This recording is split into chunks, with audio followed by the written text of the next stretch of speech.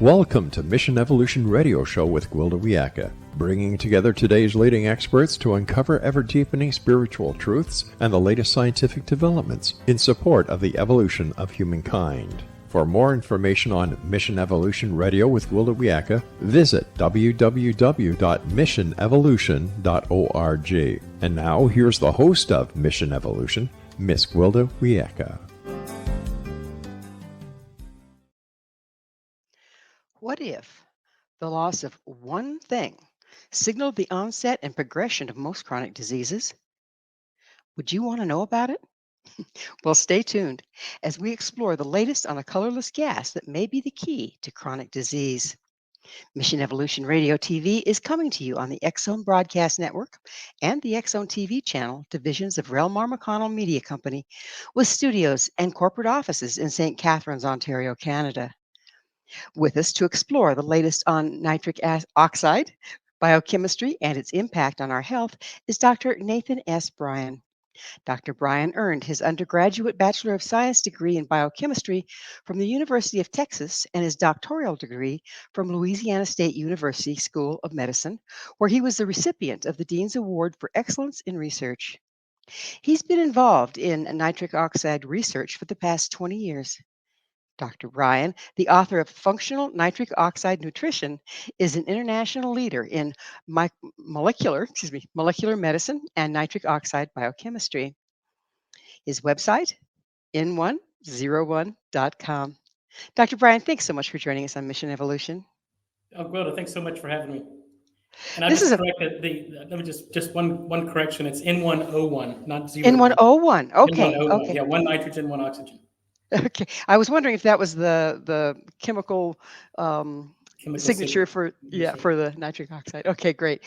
Now you have a pretty impressive bio. Only part of it was able to read because of the time constraints here. But would you share with our audience how you first became interested in researching nitric oxide? Well, I've always had an interest in science and medicine. As an undergraduate at the University of Texas, I had an opportunity to do undergraduate research, and I really fell in love with the feeling of discovery. So from there, I went to LSU School of Medicine, where I enrolled in a PhD program in molecular and cellular physiology. And it was this was right after the Nobel Prize had been awarded for the discovery of nitric oxide. So we knew this field was extremely exciting. We knew it was important, but there were still a lot of unanswered questions in biology and human physiology. And so it was a right field, and it intrigued me that the human body would produce a gas that signaled. And so it was intriguing. There was a lot to be learned, and so it seemed like the perfect path for me. Well, we won't talk about some of the gases the human body creates, right? So what is nitric oxide exactly? Well, so as I mentioned, it's a gas, but it's a gas that's produced in the lining of the blood vessels specifically. And when it's produced, it signals the blood vessels to dilate, relax, and dilate, so we can increase oxygen delivery, increase nutrient delivery to every organ, tissue, and cell in the body. So that's its main function as a vasodilator, but it's also important in our immune system. It's how our immune system kills off viruses and bacteria, and it's how our brain cells communicate with one another. It sounds like it's a pretty busy guy. It's a very important molecule, and I think that's when you realize your body can't make it, or when your body can't make it, you start to realize certain manifestations of certain symptoms and diseases, and that's how we really learned how important nitric oxide is on the spectrum of human diseases. So, forgive my ignorance, but I'm a layperson here. How can you tell if the lack of nitric oxide is the problem or it's a symptom of the problem? Well, that was a very good question, and a question we have to go back 20 years, and that was really the basis for my research program is, number one, how does the human body make nitric oxide? What goes wrong in people that can't make it? And then how do we fix it? So today, and because there's no labs to really tell you what your nitric oxide levels are, we have to rely on symptoms.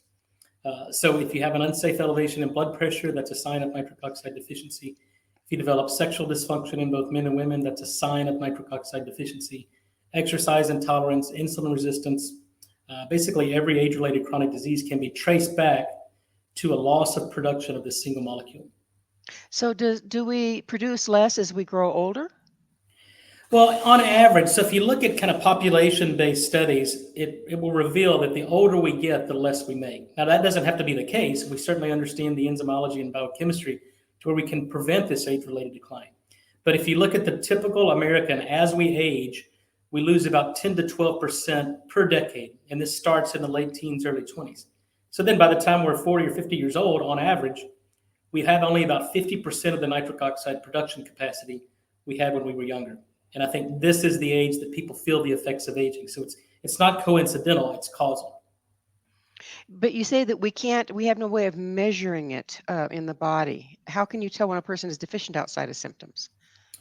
Well, that's been, we do it in the research lab, but clinically it's not done. So we can measure certain nitric oxide metabolites. When nitric oxide is produced, it forms these other molecules that are more stable that we can detect and pick up in the blood or saliva. And about 14 years ago, I developed a saliva test strip, and it was really the first ever non-invasive point-of-care diagnostic for nitric oxide. So I tell people it's a good tool to have in your toolbox, but it should be the only tool you're using, because there's certain false positives. There are no false negatives. If you're low, you're low. But there are some false positives that we're concerned with, and that's the reason I've really gotten away from using the test strips clinically. So if I understand what you're saying, if you show you're positive, you're flat positive, like you're pregnant, right? But well, not necessarily. So it's just the opposite. So if you're negative, okay. You're negative. It's absolute. So it tells us that your body is completely devoid of any nitric oxide production. Now, it doesn't tell us why. Is it because you have endothelial dysfunction? Is it because you don't have the right oral microbiome? Is it because your diet isn't sufficient? So it doesn't tell us why.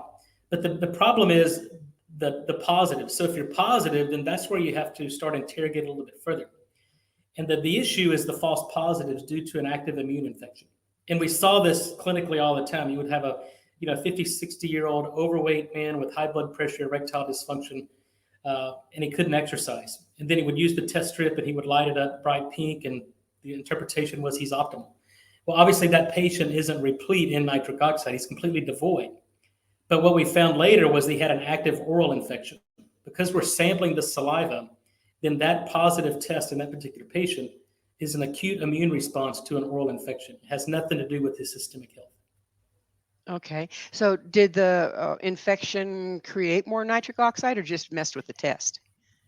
No, it actually creates more, and that's part of how our immune system works. So when we were encountering a bacteria or a virus or any pathogen for that matter, the job of our immune system is to go to the site of infection, or in the case of a virus, site of attachment, and then mobilize our immune cells. Our immune cells go there, generate a lot of nitric oxide over a short period of time, and that nitric oxide that's produced by our immune system kills bacteria, shuts down the respiration, and prevents viruses from replicating. So that's our innate immune response. But if our body can't make nitric oxide, then what happens? We can't mobilize an immune response. Our immune cells don't make sufficient nitric oxide. We get virus replication, propagation throughout the body. We get rampant bacterial infections, and we get sick. So our body's ability to mobilize our immune response, generate nitric oxide, predicts how resistant we can be to infections, viral infections. And we saw it over the past 4 years in COVID. Okay, so how about, let's look at the other side of the coin. How about people's, inflammatory disease? People's immune systems are overactive. What's the relationship with that and nitric oxide? Well, there's a feedback inhibition. The body talks, different body parts talk to other body parts. And so we published, I think, the first paper, and I think it was 2004, almost 20 years ago, that in a chronic inflammatory condition, we'll take ulcerative colitis or inflammatory bowel disease, where the colon is completely inflamed. We get a lot of nitric oxide being produced due to that immune response, but yet that nitric oxide completely shuts down constitutive nitric oxide production. So where there's a local overproduction in the gut, in the case of ulcerative colitis, systemically these patients become completely devoid of any nitric oxide production. And that's basic biochemical systems. There's feedback inhibition. The product inhibits the reactant. So basically robbing Peter to pay Paul. No, that's exactly right. And it's a main problem with people with chronic inflammatory disease, whether it's autoimmune disease, whether it's ulcerative colitis, rheumatitis. All of these are chronic inflammatory conditions where there's an overproduction at the site of inflammation, but yet systemically they become completely devoid of nitric oxide. And that's what leads to the vascular complications of autoimmune disease. So the diseases that are inflammatory, people say, medical professionals say, well, just about every disease is related to inflammation. Okay. But then is this a deeper thing going on that is related to inflammation? But does the lack of nitric oxide also create inflammation, or overabundance of it create inflammation? What's the relationship there? Well, you can't have one without the other. So there's things that go wrong. So we need inflammation, right? We need inflammation to repair a wound. We need inflammation to fight off infections. So the normal response, we have acute inflammation, right? We have an inflammatory response. We go in and we heal a wound or we kill an infection, and then everything down regulates. But in people with chronic inflammatory disease, it never gets the shut-off switch, right? There's never a rebalancing of inflammatory mediators. So then what happens, you have chronic inflammation, it shuts down nitric oxide production. But nitric oxide is anti-inflammatory. And so we've published on this a number of years ago that when you lose the ability to produce nitric oxide in the lining of the blood vessels, that causes vascular inflammation. So inflammation in the lining of the blood vessel is when the blood vessels become very sticky. You get immune cells sticking to the lining of the blood vessel, platelets aggregate, and sometimes you can form a clot and cause heart attack or stroke, or you just develop vascular inflammation, and that leads to the onset and progression of cardiovascular disease. So the loss of nitric oxide production leads to increased inflammation. Increased inflammation further suppresses nitric oxide production. So what we have to do in any inflammatory disease or any chronic disease, we have to get to the root cause of the inflammation. And if we give nitric oxide or restore the production of nitric oxide, you mitigate the inflammatory response and you downregulate the entire vascular inflammation, and then you prevent the immune dysfunction and oxidative stress. And those are the hallmarks of every single chronic disease: inflammation, immune dysfunction, and oxidative stress. And it's nitric oxide that controls and regulates all of those. So you cannot get ahead of inflammatory disease or chronic disease without first restoring the production of nitric oxide. Do you, we're about out of time in this segment, but do you restore the production or do you supplement?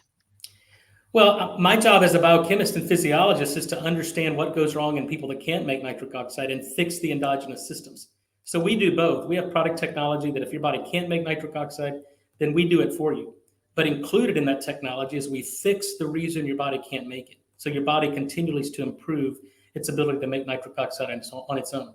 And that's the goal. That should be the goal of medicine. Give the body what it needs. Let the body do its job. Yeah, because it's built to go. Well, Yeah, it's time. Right. It's time for that station break. Dr. Bryan and I will return very shortly, so don't go away.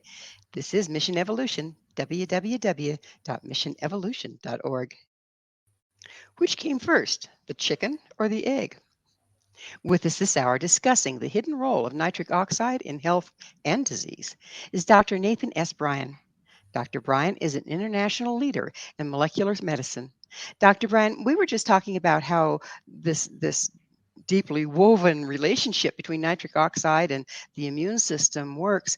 What's required to make nitric oxide? You say we quit making it, and that creates this problem here.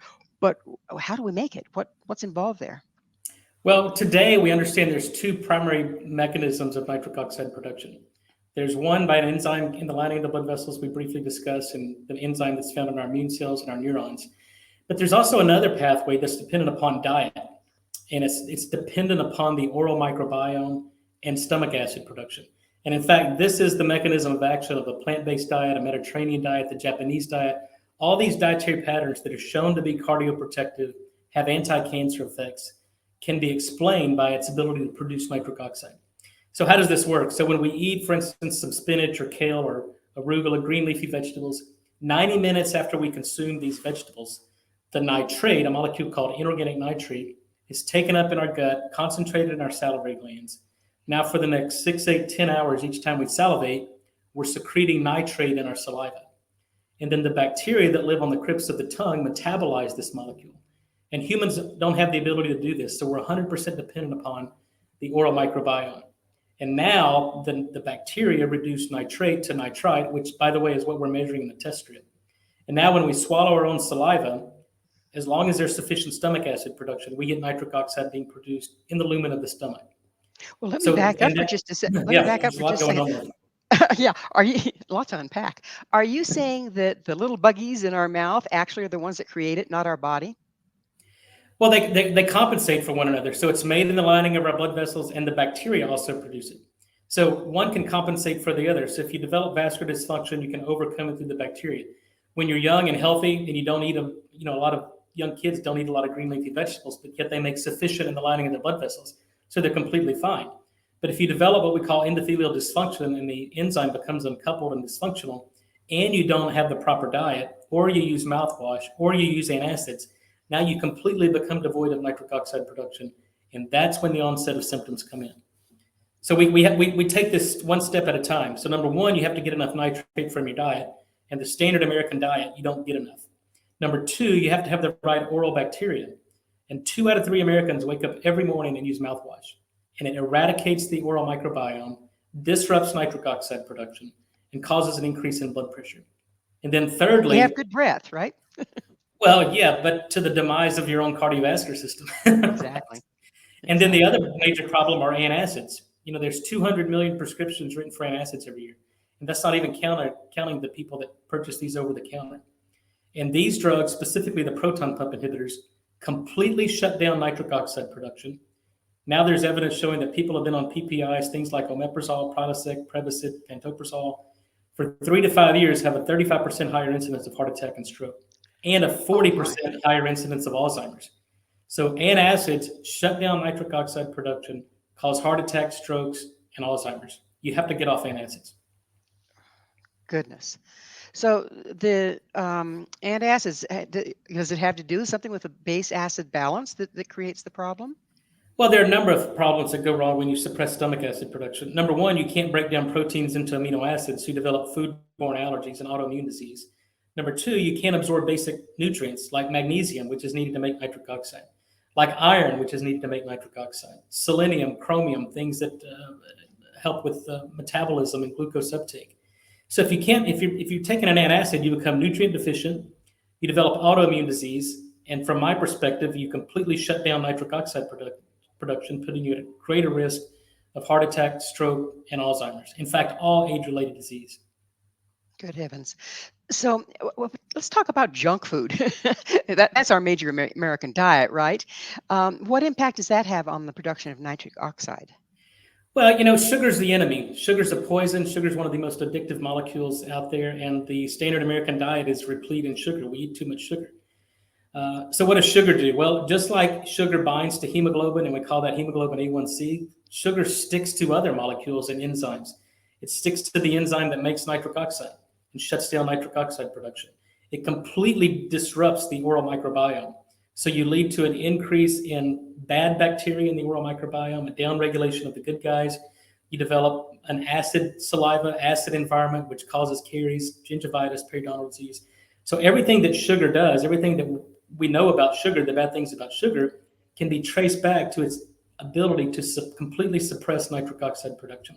So we have to eliminate, or at least greatly reduce, the amount of sugar consumption if we're ever going to overcome this worldwide pandemic of metabolic disease and diabetes. Which sugars are the ones, who's the enemy here? Like, are fruit sugars okay?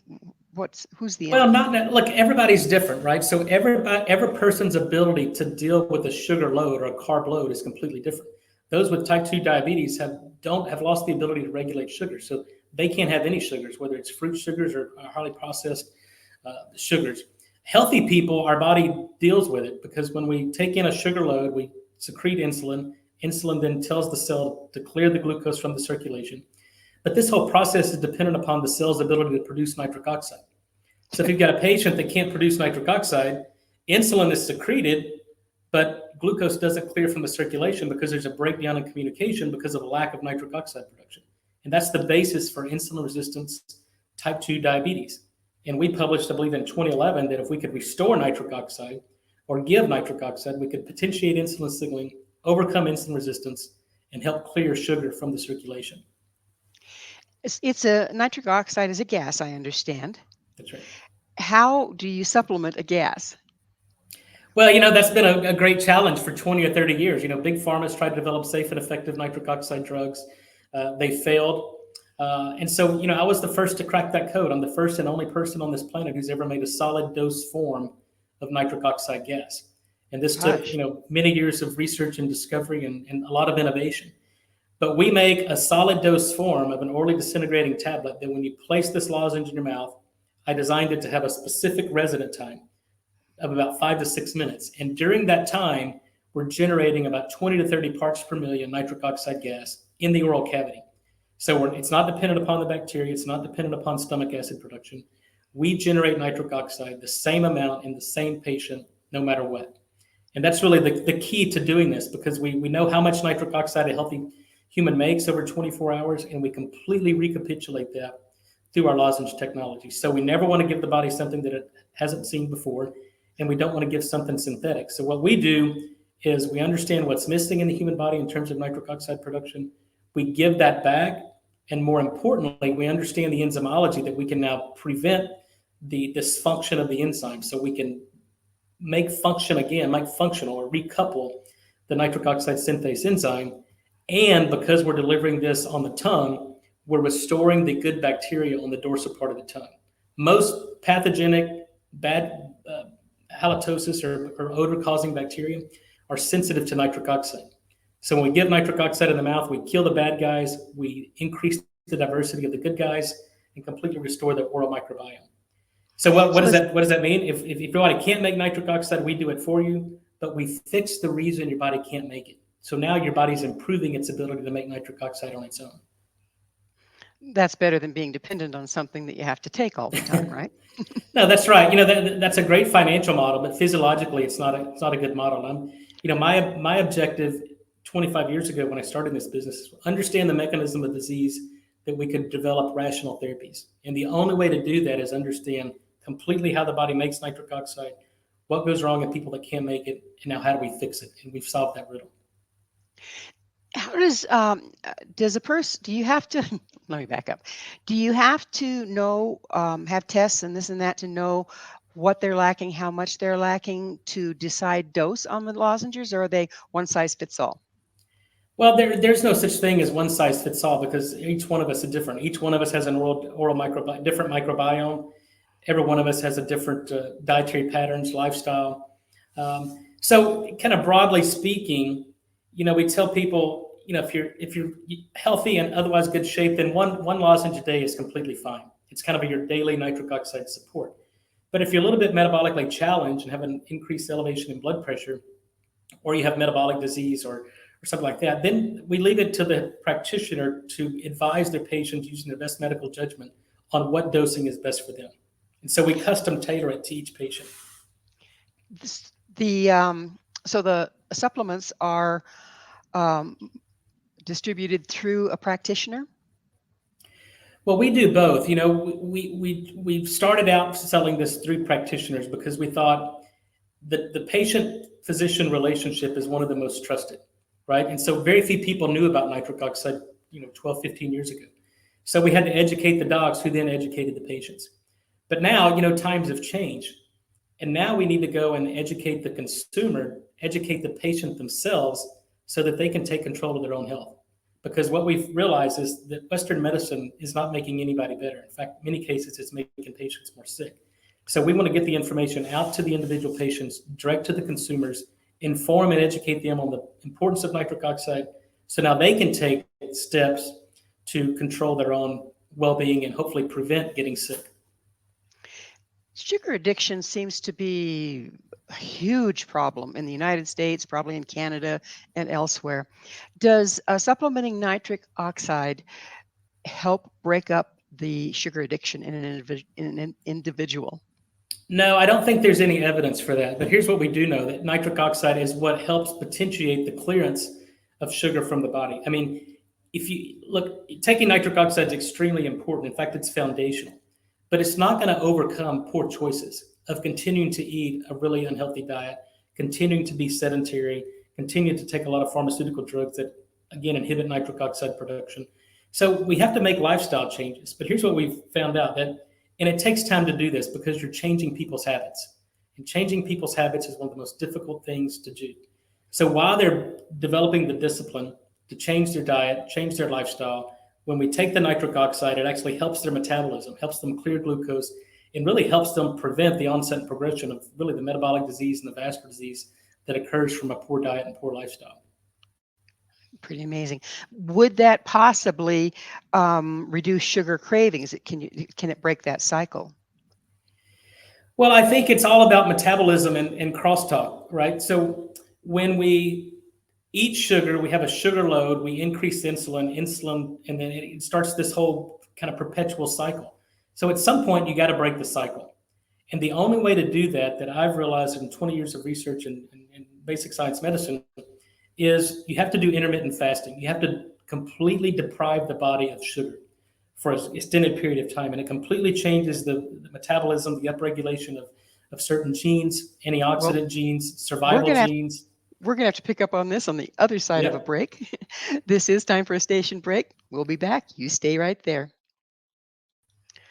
What does nitric oxide have to do with erectile dysfunction? This is Mission Evolution, missionevolution.org. With us discussing the many roles of nitric oxide is Dr. Nathan S. Bryan.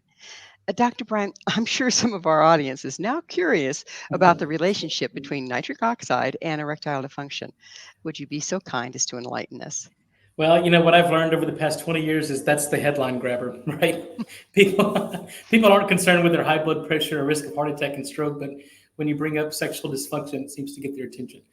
But yeah, so erectile dysfunction or sexual dysfunction is a symptom of nitric oxide deficiency. And so today we completely understand the etiology of erectile dysfunction. And by the way, this isn't just a male problem. It occurs in men and women.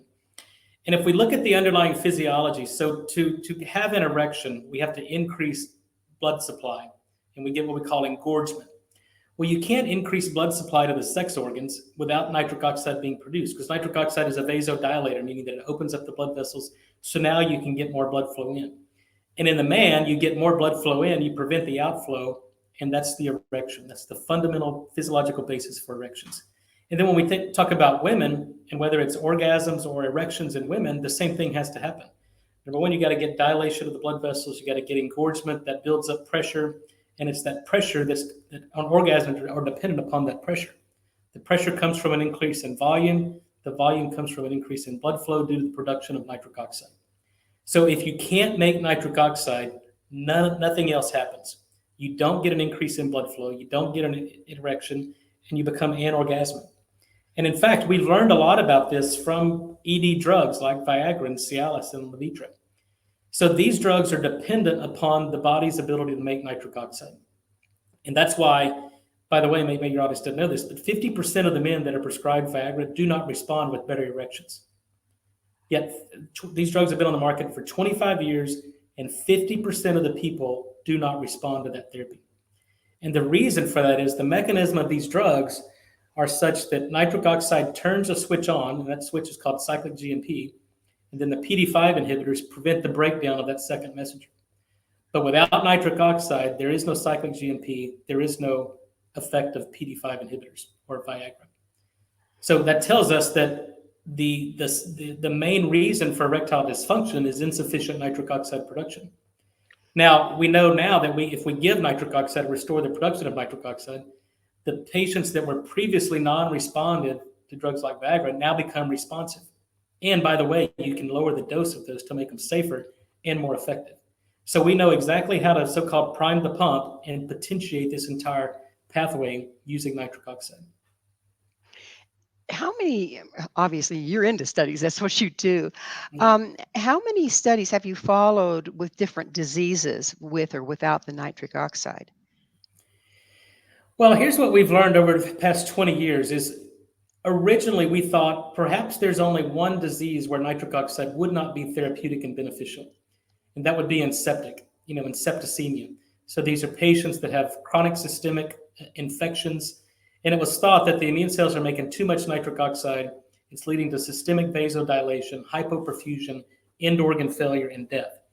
So the thought was, if we can inhibit nitric oxide production, can you prevent the systemic vasodilation, maintain perfusion pressure, and decrease end organ injury and death?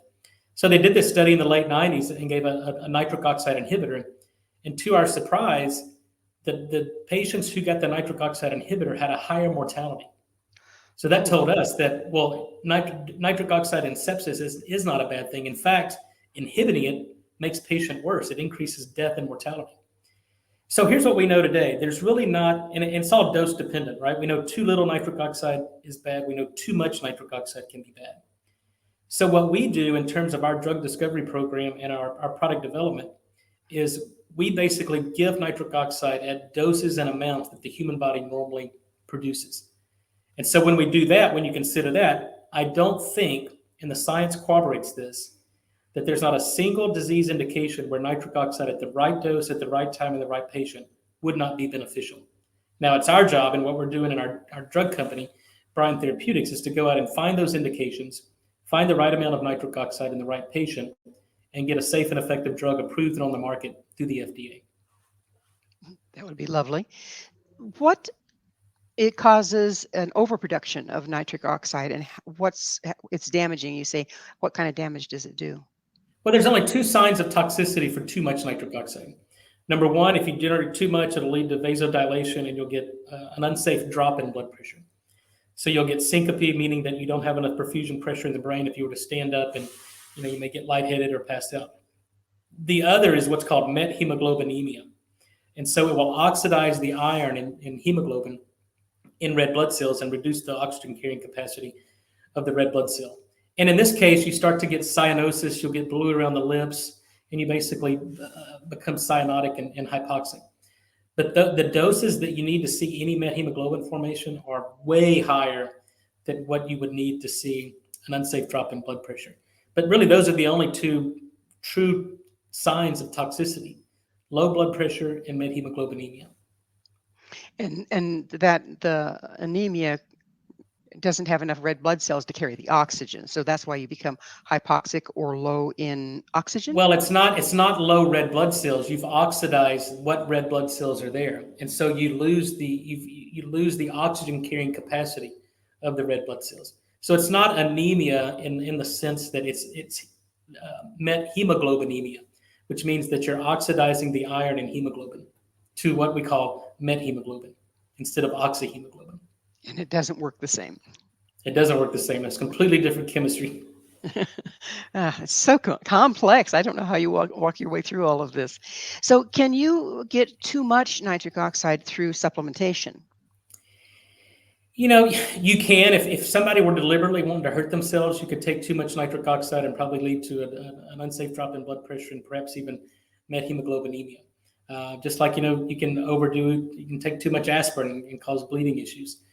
So you can overdo anything. We can consume too much water and kill ourselves. So dose dictates poison. But when taking these, at least the product technology that I've developed over the past 15 years, when you take this as indicated, there's really been no issues for safety whatsoever. And we're very deliberate on that. So how long have you known about nitric oxide and this huge impact it has on physical health? How long have we known about that? Nitric oxide, the molecule, was first discovered in the late 70s, early 80s. And then once the mechanism was completely elucidated on how it signals in the cardiovascular system, a Nobel Prize was awarded in medicine in 1998. So since 1998, it's really been there was a lot of promise around nitric oxide in the scientific and medical community.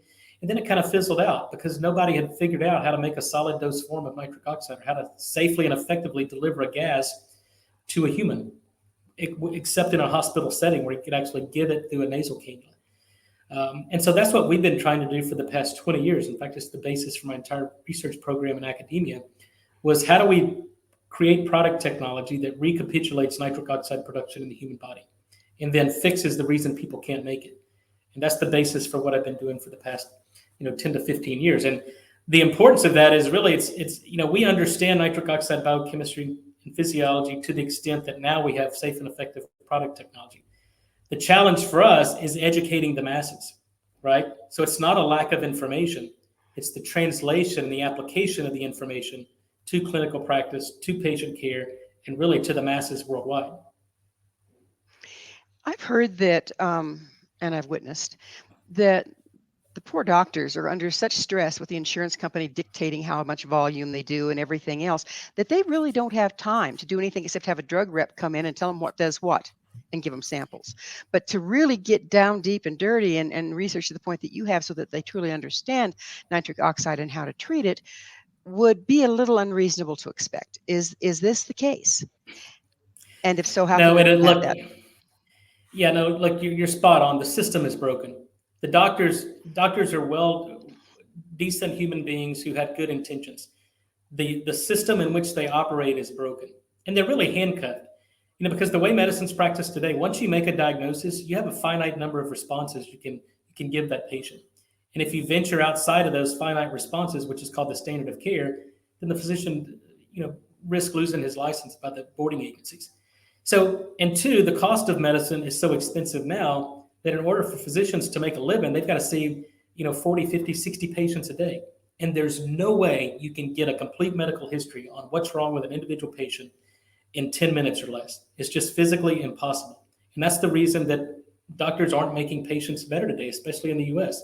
We have the sickest population on earth, and we spend the most money per capita than any industrialized nation in the world. And yet we're the sickest. And it's not because there's a lack of information or lack of research. I retired from academia, 5 or 6 years ago because I felt that we don't need to do any more research. We know all the answers to chronic disease, and we know how to fix it. Now my objective is to get this information out there and really change the system so that now physicians can actually get to the root cause of disease, but more importantly, have safe and effective technology that they can give their patients that aren't making them sicker, but actually make them better. And that's a completely new model in medicine. And it's also going to take a while to implement, I would think.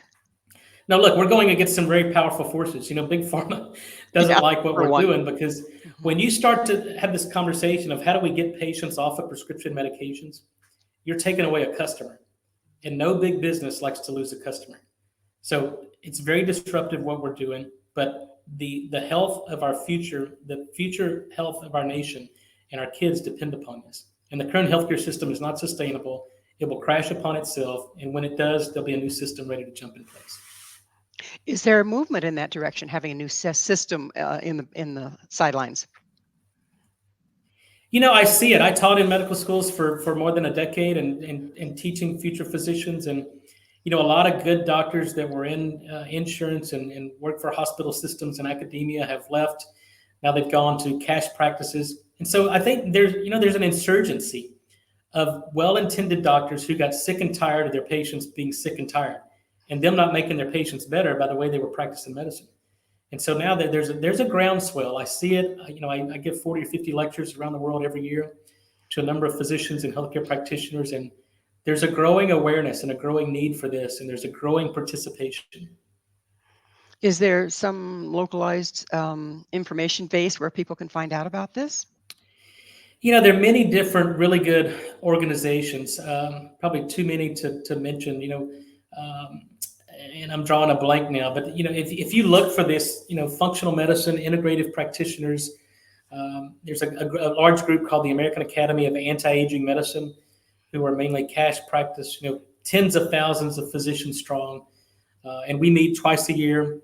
We'll be meeting in Vegas in the second weekend in December at the Longevity Fest at the American Academy of Anti-Aging Medicine. That's a great resource because these are really, aligned physicians trying to make an impact in medicine. Well, it's that magic moment again. We have to take another station break. This is Mission Evolution, www.missionevolution.org. Is there a wonder gas that can slow aging? This is Mission Evolution, missionevolution.org.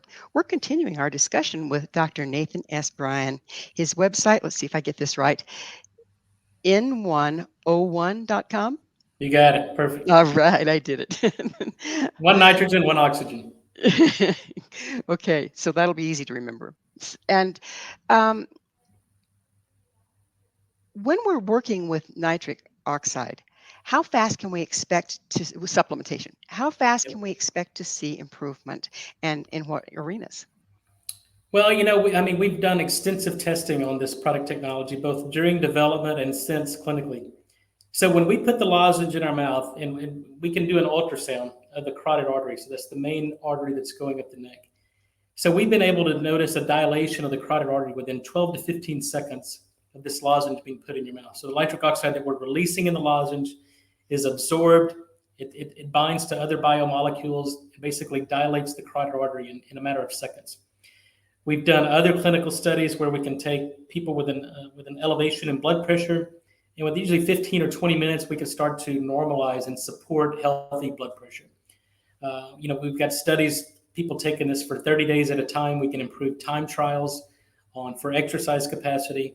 So, everybody's different, but we see these quantifiable, verifiable, clinically relevant endpoints every time someone takes the lozenge. Now, whether you feel it or not, you may not feel your carotid arteries dilate.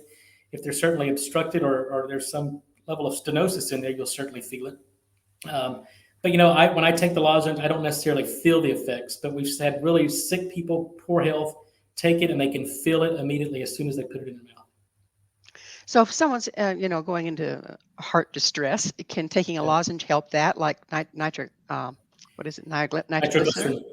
Well, these are supplements not intended to treat, prevent, or cure disease, but mechanistically and scientifically, I can speak to that, because the reason people take nitroglycerin for ischemic heart disease and angina is because these drugs are metabolized into nitric oxide, and then they dilate the coronary arteries and they relieve the ischemic pain known as angina. So the lozenge does similar things. Obviously, it's a completely different mechanism of activation, and it doesn't lead to tolerance like nitroglycerin, but you still get the nitric oxide release. You can dilate the coronary arteries, and so it's been proven very effective. And we had a number of physicians that have used this in their patients. In fact, through my drug company, Bryan Therapeutics, we've got our lozenge technology that we're developing as a drug specifically for ischemic heart disease, for that, to replace things like nitroglycerin or isosorbide. Because we know from long-term outcome studies that these drugs actually make patients worse when taken chronically. So is the nitroglycerin and Viagra have the same problem, that they're trying to initiate something without enough nitric oxide present? Well, completely different mechanism of action. So nitroglycerin is what we call an organic nitrate. So it's a nitro tied to 3 glycerol backbones. So it has to be metabolized into nitric oxide gas by mitochondria in the cell. So early on, you can do that, but you lead to tolerance. So you develop what's called tachyphylaxis. And so the body's no longer able to metabolize nitroglycerin into nitric oxide. And so the effectiveness of these drugs become less and less the more often the patient takes it. And that's a very serious problem, because if they're developing angina or have some type of ischemia in their heart and the nitroglycerin doesn't work, then there's no rescue therapy. These patients are at risk of having a myocardial infarction because of no blood flow through the heart. So that's a metabolism issue with nitroglycerin.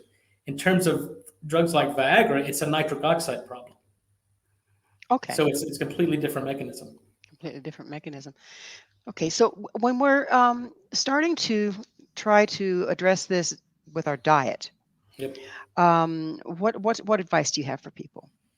Well, I tell people that nitric oxide science is very complex and very complicated, but the solutions to nitric oxide problems are very simple. And so it's really diet and lifestyle. So I tell people, stop doing the things that disrupt nitric oxide production, and then start doing the things that are clinically shown to promote it. So one by one. Number one, we have to change our diet. Less sugar, more green leafy vegetables. Number two, if you're using mouthwash, you have to stop. You don't take an antibiotic every day for the rest of your life because of the destruction it does on the gut microbiome. So by the same reason, why would you take an oral antiseptic every day for the rest of your life, destroying the oral microbiome, which is extremely important in generating nitric oxide? The other problem is fluoride. Fluoride is an antiseptic. It's a neurotoxin that kills your thyroid. So if you're using a fluorinated toothpaste, you have to stop. Go to your dentist, reject fluoride. Fluoride is one of the most poisonous toxins in the periodic table. So you don't need fluoride, and then stop using antacids.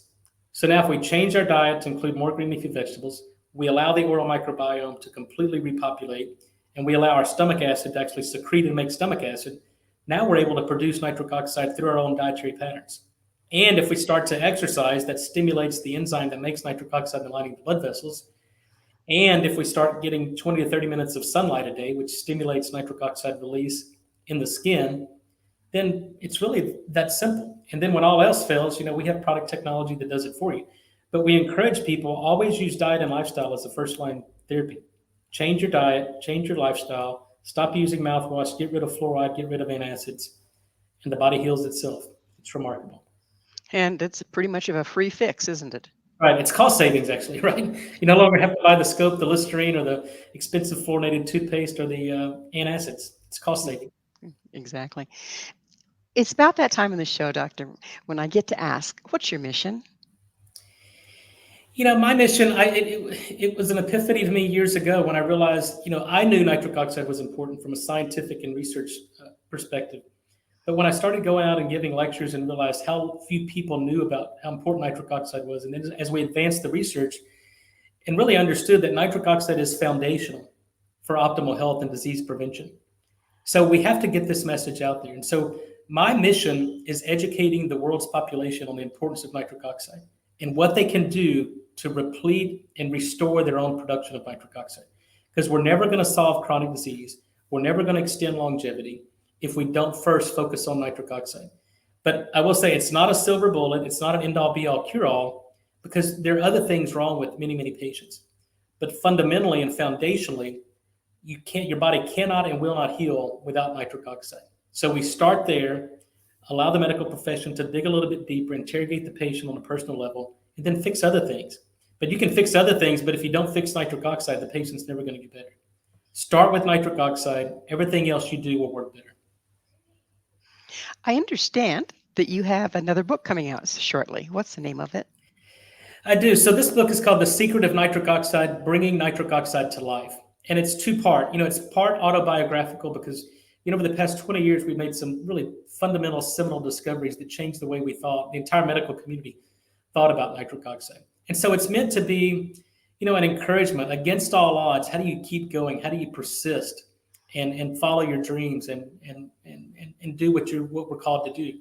And then number two, it's to build awareness around nitric oxide, to educate the masses, the readers, on what nitric oxide is, why it's so critically important for their own health, and then some simple steps and applications that they can apply to their own life to restore their nitric oxide and really take control of their own health. Because our goal in medicine should be that people live and never get sick to where they never have to see a physician. My mission is to put all physicians out of business, except obviously emergency room physicians for trauma. But primary care, there should be no need for primary care if we do our job as educators and get the information out there on how to take control of your own health. And it should be that simple. So that will be available on your website along with the one that you have published now, yes? We're going to launch that in probably the first quarter of 2024. It's with a major publisher. So we'll be doing a media tour, but it should be out first part of 2024. So stay tuned. Fantastic. So what's your vision for the shift and evolution of healthcare? Well, I don't think, I know. So there's three levels of conviction. There's I think, I believe, and I know. So what I've come to know based on the science and versus what we've done to date is that nitric oxide will be the future of medicine. And I don't think there will be a single indication where nitric oxide-based therapy will not provide benefit. And I think once we do that and get to the root cause of chronic disease, which is inflammation, immune dysfunction, and oxidative stress, which, by the way, nitric oxide regulates all of them, then we really have a way to take control of our own health. And it'll save trillions of dollars in healthcare. People will become better. But there has to be a change. There has to be an impetus for this change because drug therapy is not the answer. Surgery is not the answer in most cases.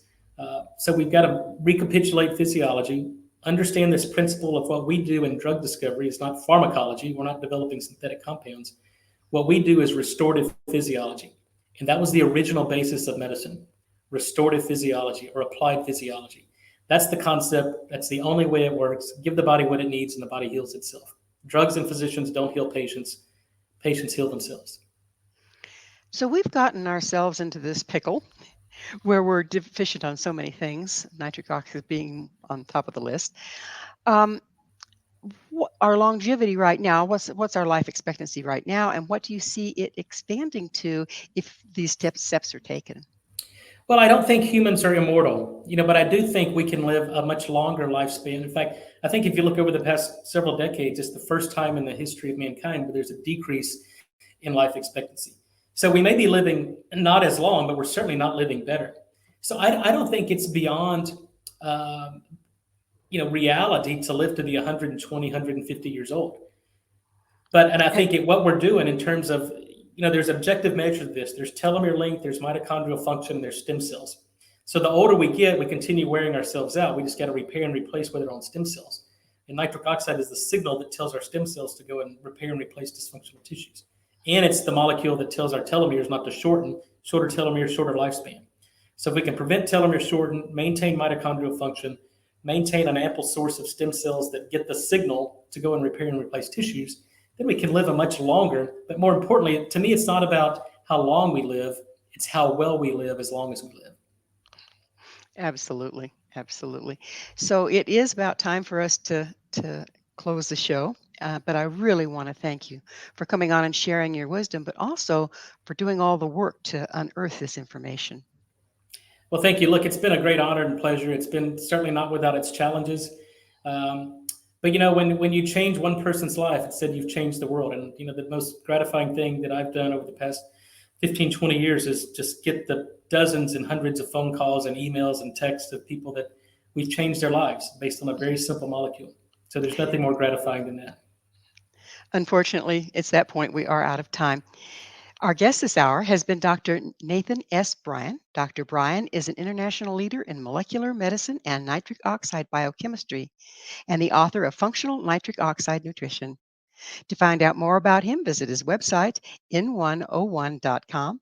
This is Mission Evolution with Gwilda Wiyaka. For more information or past archived episodes, visit us at missionevolution.org. But most importantly, be sure to join us right here next time as this mission continues, bringing information, resources, and support to an evolving world.